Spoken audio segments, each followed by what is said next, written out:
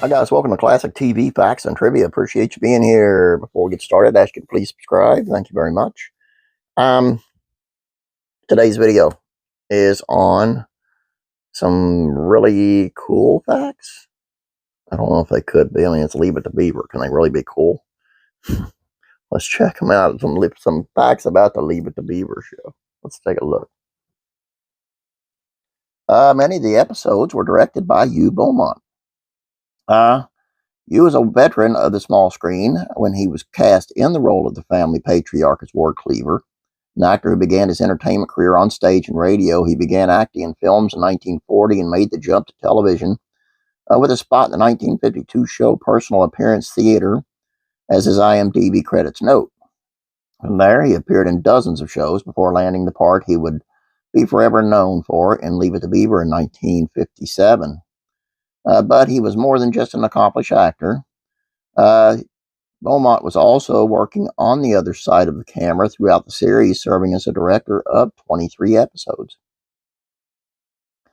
Rusty Stevens, who played Larry Mondello, was written out of the show because of his mom.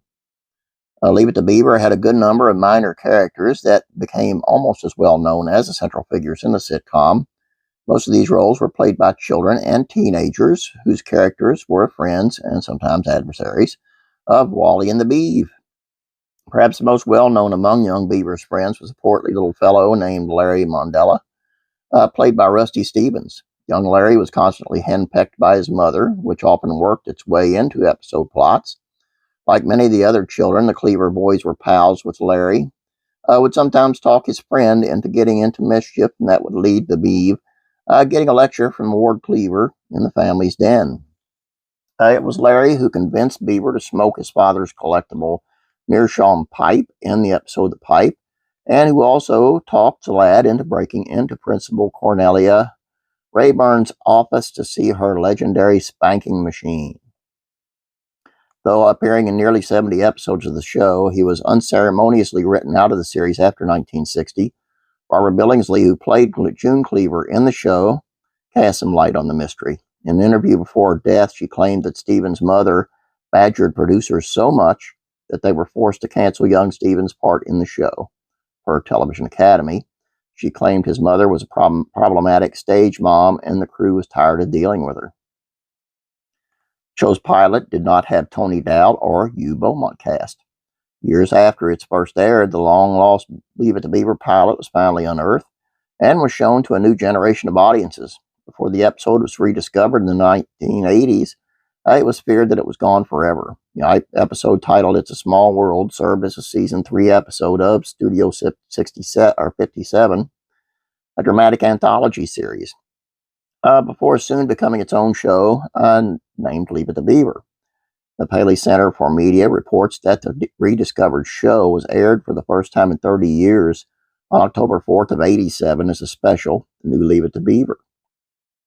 Longtime fans of the show quickly noted some major differences between the pilot and the show that it became.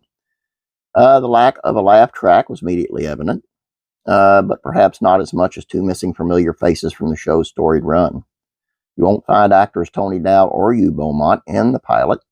Wally Cleaver's part was played by Paul Sullivan, and the part of the patriarch cast by veteran actor Max Showalter. Leave It to Beaver was the first TV show to show a toilet tank. Standards and practices that network television censors abided by during this era seemed a bit ridiculous by modern standards. Married couples were never shown in the same bed, and mention of sex was just taboo enough to keep a lot of material considered too tame by today's world omitted from scripts altogether in the 50s. Network censors even took issue with certain parts of our homes being shown on TV in those days. One such fixture that was forbidden to be on screen was the household toilet. As Saturday Evening Post details, that there was to be the first episode of the Leave It to Beaver series had to be delayed because the toilet in the bathroom that Wally and Beaver shared was an integral to the plot. When it was aired, the Captain Jack episode became one of the most memorable of the series and did include the toilet tank and the baby alligator that the boys kept inside. Now I can do plenty more There's lots more of those. I don't want to drag on too long because I know how these things can get.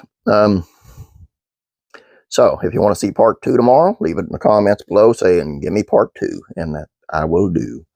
I hope you guys enjoyed this. Don't forget about classic rock and country music facts and trivia. Appreciate you being here. Have a great day. God bless you. I'll be praying for you.